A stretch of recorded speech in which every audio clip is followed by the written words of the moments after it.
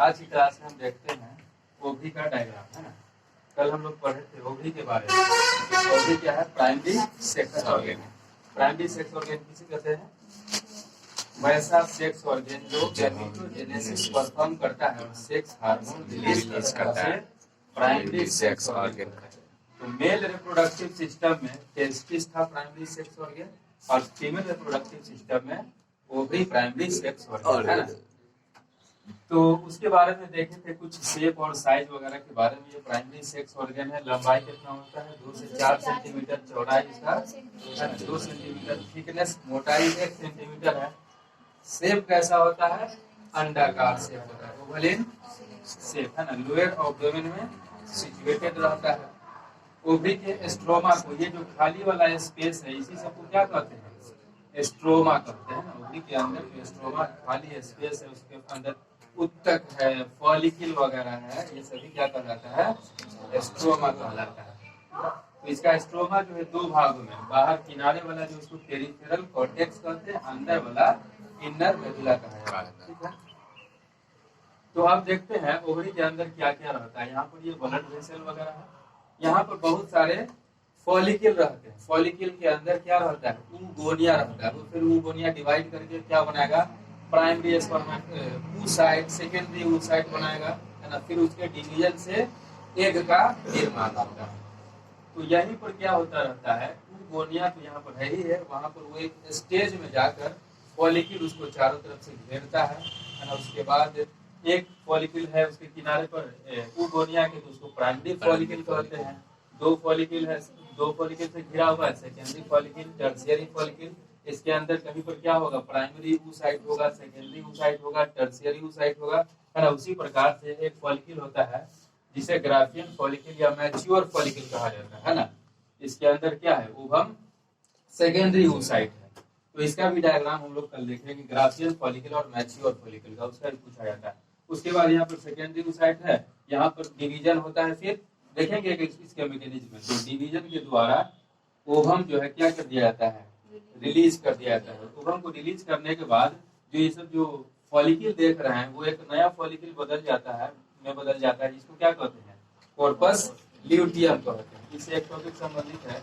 Corpus luteum एक hormone release करता है, प्रोजेस्टेरोन, है ना। ये याद रखने वाली बात है। तो बस यहाँ पर डायग्राम में याद रखिएगा, प्राइमरी फॉलिकल है, secondary follicle, tertiary follicle, Graafian follicle. इसमें सेकेंडरी oocyte, इसके डिवीजन से क्या होगा? ओवम का निर्माण होगा। 14वें दिन में ये होता है। देखेंगे मेंस्ट्रुअल साइकिल में भी हम लोग देखेंगे कि एलएच का हार्मोन, एलएच ल्यूटिनाइजिंग हार्मोन का लेवल जो बढ़ता है, तो यहाँ पर ओव्यूलेशन होता है। ओव्यूलेशन का मतलब है कि ये ग्राफियन फॉलिकल टूटेगा एवं ओवम जो रिलीज होगा, उसी प्रोसेस को क्या कहते हैं? ओवुलेशन कहते हैं ना, अंडोत्सर्ग कहते हैं। ये 14वें दिन में मेंस्ट्रुअल साइकिल के महामारी के होता है। तो बस ओवरी का डायग्राम आपको प्रैक्टिस करके रखना है, ठीक है। बाकी सबके बारे में मैकेनिज्म हम लोग अलग से पढ़ेंगे। दूसरा था क्या? फीमेल एक्सेसरी डक्ट, है ना। दूसरा था सर मादा सहायक नलिकाएं। एक्सेसरी डक्ट किसे कहते हैं? जो रिप्रोडक्शन की प्रक्रिया में सहायक करेगा, है ना, सहायता प्रदान करेगा। तो फीमेल एक्सेसरी डक्ट में कौन कौन आता है? इट इंक्लूड्स, इसमें सम्मिलित है कौन कौन? फैलोपियन ट्यूब, या उसी को ओविडक्ट कहते हैं, है ना। और उसी का हिंदी में नाम है अंडवाहिनी। दूसरा है यूट्रस, अंडाशय, और तीसरा है वजाइना, योनि। तो ये याद रखना आप लोग, फैलोपियन ट्यूब, यूट्रस और वजाइना। मेल एक्सेसरी डक्ट में क्या क्या था? रेटिटेस्टिस वास differentia, epididymis vas deferens. Rete testis वास डिफरेंशिया, एपिडिडाइमिस वास डिफरेंस, है ना। तो इस प्रकार से याद रखना। इसमें से कहीं एक दे देगा, कहीं उसमें से 2 दे देता है, और बोलता है कि ऑड इवन करके भी दे सकता है कि कौन ऑड है, कौन इवन है ना। 3 को इसमें से दे देगा, 3 को, और 1 उसमें से दे देगा, और पूछेगा कि इसमें ऑड कौन है। मतलब कि 3 जो है ज्यादा उसकी संख्या है, तो वो इवन में चला जाएगा, है ना। और 1 सिंगल रहेगा किसी दूसरे रिप्रोडक्टिव पार्ट का, तो वो वहां पर ऑड हो जाएगा, है ना। तो इस प्रकार से आप याद रखना कि मेल एक्सेसरी डक्ट और फीमेल एक्सेसरी डक्ट क्या क्या है। तो उसमें बारी बारी से फिर सबको स्टडी करना है। फैलोपियन ट्यूब, ओविडक्ट, अंडवाहिनी, है ना, अंडा का जो निर्माण होगा वहां पर से ले जाने वाले संरचना को क्या कहते हैं?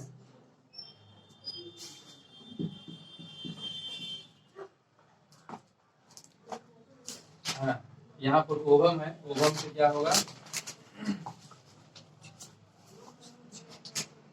यहाँ पर ओवरी है, ओवरी से क्या होगा? ओवम का निर्माण होगा, यहाँ से ये रिलीज होगा, यहाँ पर से कलेक्ट करके आगे की ओर ये फैलोपियन ट्यूब ले जाने का काम करती है। कहाँ तक ले जाएगी? जैसे यहाँ इसको यूट्रस में लाया जाता है, फिर से इस प्रकार से यहाँ लाया जाएगा, है ना।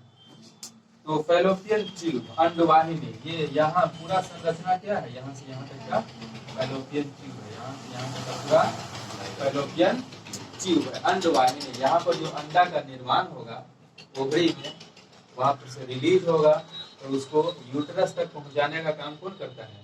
यही फैलोपियन ट्यूब या ओवरी का। तो it is long tubular structure, यह लंबी संरचना है ना, और कैसा है? नलिकाकार संरचना, ट्यूबुलर स्ट्रक्चर है।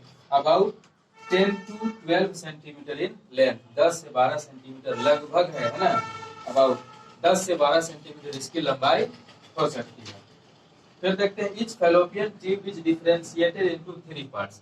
फैलोपियन ट्यूब जो है 3 भागों में बटा होता है। कौन कौन भाग है? पहला इनफंडिबुलम, एम्प्यूला और इस्थिमस। ऐसे भी पूछ सकता है, ए बी सी में देगा और डी में देगा, ऑल ऑफ दीज यानी फैलोपियन ट्यूब का भाग है। कौन कौन भाग है? ए में इनफंडिबुलम, बी में एम्प्यूला, सी में इस्थिमस, डी में ऑल ऑफ दीज, है ना। तो ऑल ऑफ दीज हो जाएगा। तो फिर देखते हैं बारी बारी से सबको, है ना। इनफंडिबुलम को देखिए, इनफंडिबुलम, यहाँ पर यह संरचना है, इस प्रकार से था।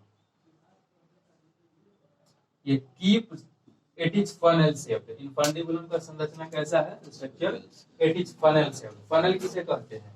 कीप, है ना, कीप को कहते हैं फनल।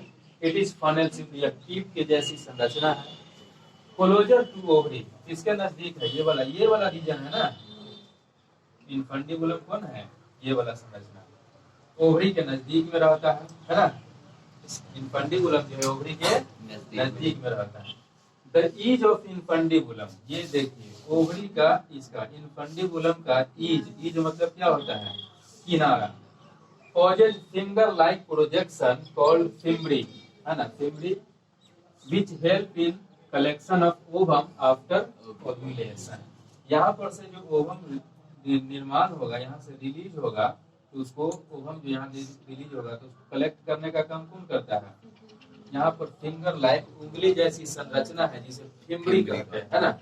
इसका काम है कि यहाँ पर से जो ओवम का निर्माण होगा, रिलीज होगा, उसको कलेक्ट करके, जमा करके आगे की ओर उसको भेजने का काम, है ना, किसका? फिम्बरी का। बहुत ऑब्जेक्टिव इस प्रकार से बनेगा कि फिंगर लाइक प्रोजेक्शन होता है जो ओव्यूलेशन के बाद ओवम को कलेक्ट करने का काम करता है। तो संरचना का क्या नाम है? फिम्बरी, है ना। एक इसका पार्ट है फिम्बरी, इनफंडिबुलम का, एम्पुला का, स्टोमस का, किसका पार्ट है? इनफंडिबुलम का, है ना। दूसरा देखते हैं एम्पुला।